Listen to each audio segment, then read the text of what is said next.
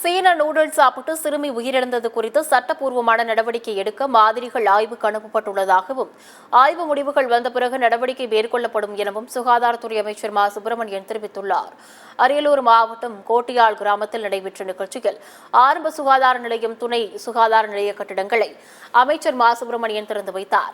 பின்னர் செய்தியாளர்களிடம் பேசிய அவர், திருச்சியில் சீனாவிலிருந்து இறக்குமதி செய்யப்பட்ட புல்டாக் என்ற நூடுல்ஸை சாப்பிட்ட குழந்தை உயிரிழந்திருப்பது குறித்து திருச்சி மாவட்ட ஆட்சியர் மற்றும் உணவு பாதுகாப்பு அலுவலர்கள் மூலம் சோதனை செய்யப்பட்டது என்று தெரிவித்தார்.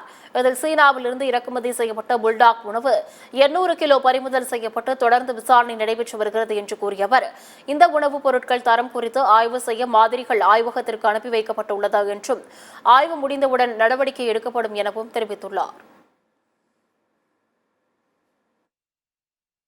ஒரு புல்டாக் நூடுல்ஸும் ஒரு கோக்கும் சாப்பிட்ட போது உயிரிழந்திருக்கிறார்.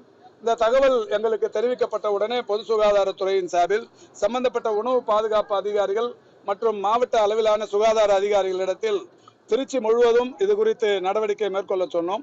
அந்த வகையில் சீனாவில் இருந்து இறக்குமதி செய்யப்பட்டு ஸ்டாக் வைத்திருக்கிற ஒரு கோடவுனில் ஆய்வு செய்த போது 800 கிலோ இது போன்ற புல்டாக் நூடுல்ஸ் என்பது இருந்தது கண்டறியப்பட்டது.